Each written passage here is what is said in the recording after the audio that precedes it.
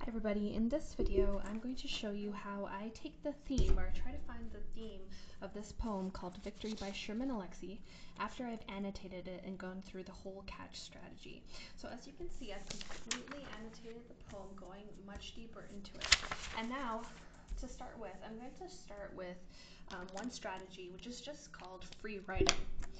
Now, the theme strategy of free writing is basically like word vomit.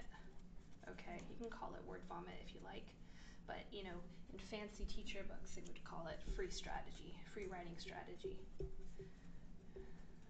So essentially what free writing strategy is writing exactly what you think without worrying about grammar, punctuation, or spelling, so that you can, come up with an idea or brainstorm ideas.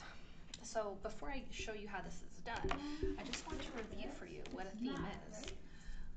And so a theme is the underlying message or idea the author is trying to convey. It's the agenda, okay? It's usually hidden. It's not obviously stated, but sometimes it is. And oftentimes the theme is about human nature. Okay. You know, what are humans like? What do we know about humans? And or about the world, about society. It's generally a broad statement, an observation, an opinion. And when we write a theme statement, you can think of it as being comprised or made up of two parts. Part one is a topic. This is an abstract noun, like love, okay, freedom, poverty. These things are nouns, right? They are things that exist, but the difference is, and what makes them abstract, is that they can't be dropped on your foot, whereas this I could drop on my foot. Anyways, we have a topic, and like I said, a theme statement or a theme is usually an observation, an opinion. So it's not enough to say that this poem is about love. Yes, it's about love, but what about it? Yeah. What's the opinion or idea about that topic?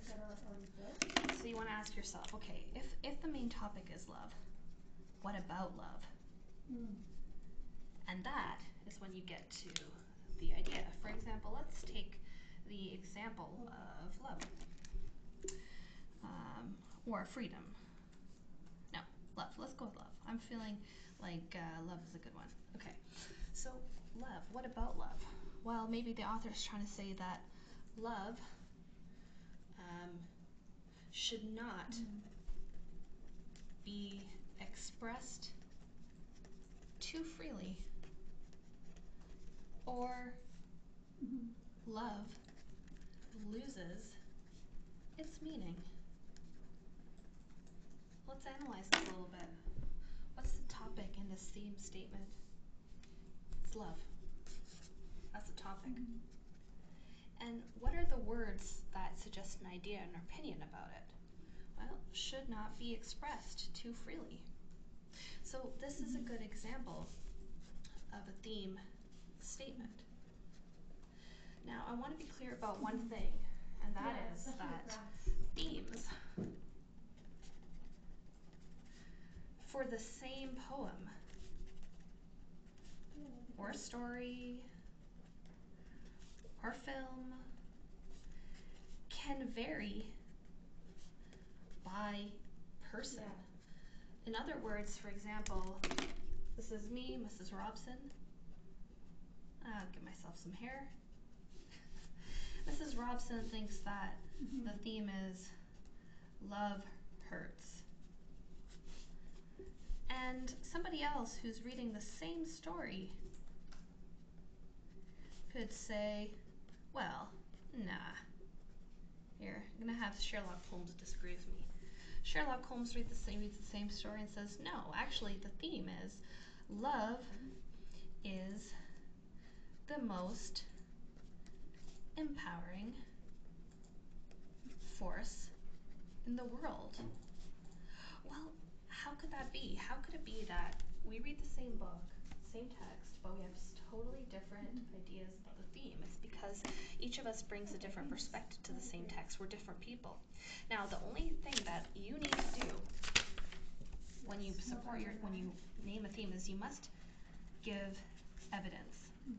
So let's say I have all this evidence from the poem that the theme is love hurts, and Sherlock Holmes has been outwitted by me, and he only has these pieces of evidence. Only 3, but I have all of this evidence, and it's very good.